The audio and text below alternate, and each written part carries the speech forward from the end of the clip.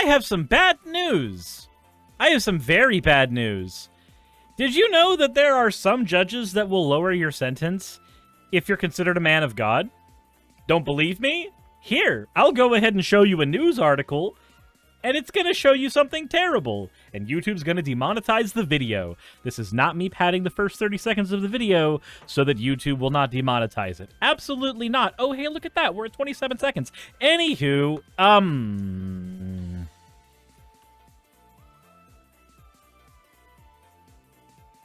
we're also turning on that ad blocker. Holy shit.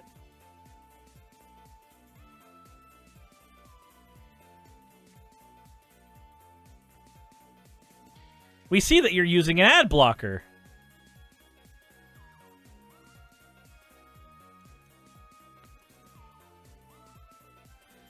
Wait a minute, can I just turn it off and then stop the loading of the site? Like that?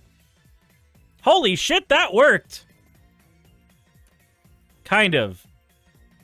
So, now to vocalize it, in case YouTube decides that it wants to let me, pastor who raped daughter of 14 gets a light prison sentence because he's a man of God.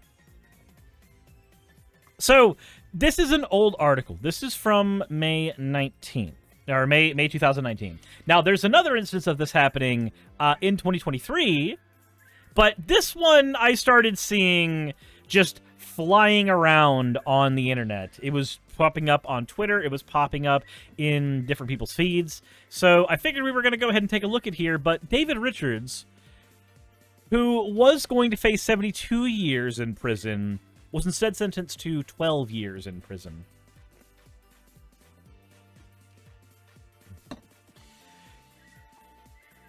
That's not great.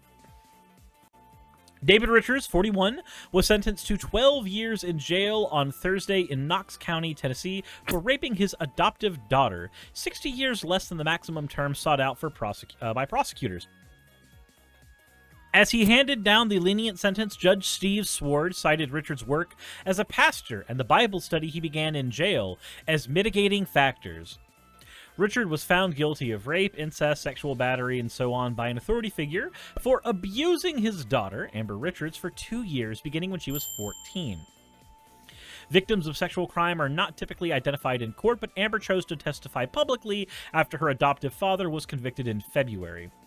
She delivered a heart-wrenching statement Thursday, saying that I wanted to throw my body away. Not a day goes by that I don't. In some way, I think of what he did to me. Not a day goes by that I don't in some way think of what he did to me. I firmly believe, if given the opportunity, he would victimize another girl. Prosecutor said Richard abused his daughter of 2 years, for 2 years before she reported it to authorities. Upon investigation, forensic testing found traces of Richard's semen in the girl's bed frame. Richard, however, claimed that he was innocent as he took witness of the stand in his own defense. Where the fuck did the cum come from, then? Jesus. He said, I stand before you convicted of crimes I did not commit. I simply believe that the system has erred in this case. I'm not sure why I'm here, but I assume it's for God's purpose. Richards was formerly a pastor at my father's House Church of God in Lenoir City. In court on Thursday, more than 30 parishioners and friends sat on Richard's side of the courtroom in a show of support.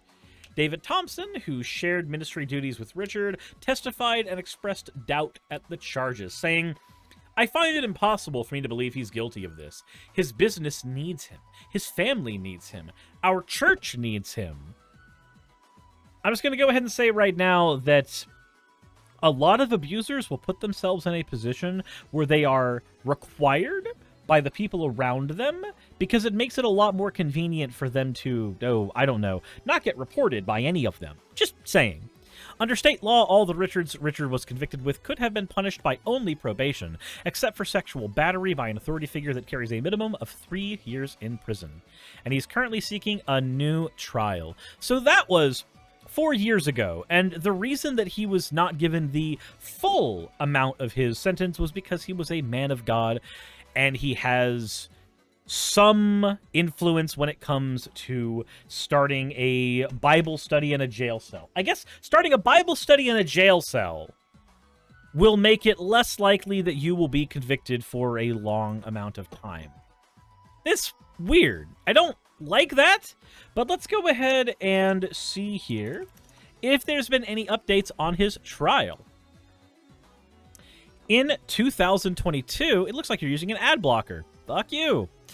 The Knox County judge who presided over the trial of a pastor convicted of repeatedly raping his adopted daughter has refused to overturn his ruling, so at least he's not getting a retrial in this case.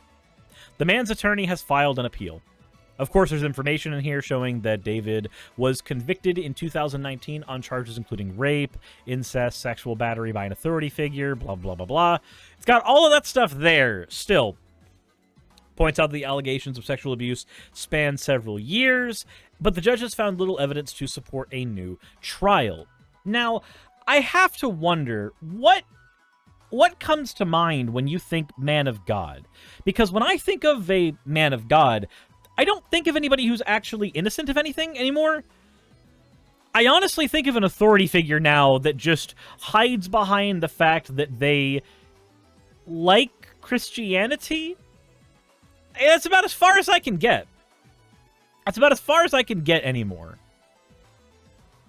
And I hate this kind of stuff because people will use this defense in any country where the religion they happen to be a part of is the dominant religion.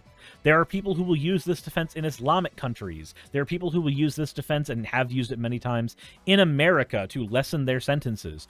Oh, I can't get sentenced for this. I'm a man of God. Oh, my sentence can be lessened. I'm a man of God. Look at all the good work I do, indoctrinating people into a religion that now literally is defending a predator. That's huge. That is amazingly stupid that shit happens at all, but it is a thing that happens more frequently in the States than it needs to.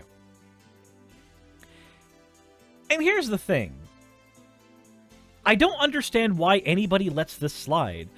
I feel like if you're a judge, right? If you're a judge and you have the duty of laying out justice, I feel like your job should immediately be revoked. The absolute nanosecond you try to do the whole, this person is a man of God, therefore he needs to have his sentence lowered. Like, I'm sorry, that's not a factor that I can even mildly consider important. Also, SilverJ, thank you for subscribing. But that's not a factor I can consider even mildly important when determining if somebody needs to go to jail or stay in jail. I think you should mostly be looking at what's the severity of the crimes they've committed, what's the likelihood of them doing it again. I don't care if they've pretended to be Mother Teresa for the last 10 years. So religious power should have been left in the 1500s. Yeah, I'm of the opinion that people who try to use religious power in any state or office, go. Just leave. Just go away. This is not... Just like how the trans panic defense should not be a defense somebody can use in court, you should not be able to use this defense at all. And I feel like any lawyer who uses this defense should also run into problems. Just saying. Like, I feel like if a lawyer uses this defense, they should be laughed off of the stage.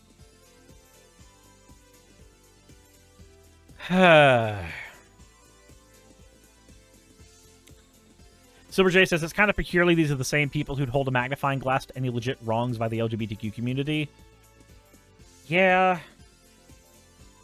I mean, is it any wonder when the Catholic Church literally has a fund that has been dedicated to shuffling pedophile priests around?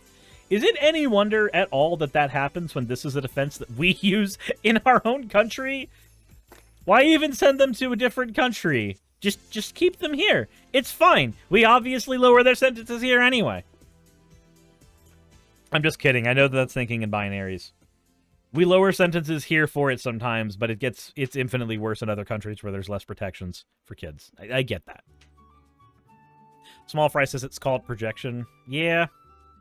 So I hate to do that thing where I really, really ruin anyone's night. But I wanted to look at that one. I wanted to look at the update on it. And, you know, unfortunately, this is a thing that happens more often than it needs to in the States. I wonder if there's ever going to be a change. I wonder if we're ever going to have a change in our legal system that allows for there to be some type of red flag brought up when somebody brings up religiosity as a way of defending their actions or a way of saying that their actions do not deserve scrutiny. I wonder if that's a thing that's ever going to happen in this country. Probably not, but, you know, we can all hope that it can. But if there's any instances of this that you have seen in the news or anywhere else, and you want to talk about it, you want to voice it, God forbid you know of any of these instances happening in your life, let me know in the comment section below. I hesitate to say hit the like button on a video like this one, but, you know, you could for the algorithm, even if not for the topic. As always, everybody, insert end of video tagline here. Hey, everybody, welcome to the fan art section. I forgot to hit record the first time. I'm bad at this. I'm awful at doing my job. Also, this one is from Keegan. 3 little dooglies. Just 3 little dooglies on the slime Suris head. That is a wonderful version of the ahogi that I'm so happy that is there, that Suzu Sawara did a long time ago. The next one we have here is from Shady Shion. I made the fan art Suris mech real. Share code is in the Discord if anybody wants to grab it. Just look up Shady Shion's post from the 29th of October. No, not October. 8 is August. August! I'm good with November, October, and December. I'm bad with other months that are not the beginning. Like the middle months, I always forget which number corresponds to which month. The next one we have here is from Skit. This is a smaller project, smaller art piece, which ballooned into something a lot bigger than I thought it would, and I want to post it because it came out really nicely. Anyways, no escape. Yeah. Here I see the timer above my head. I'm here now. Oh, also, not only am I stuck in subathon right now, but y'all who are on YouTube, you get to see this now. I'm probably asleep by the time you see this video. Let's not lie. Let's not lie.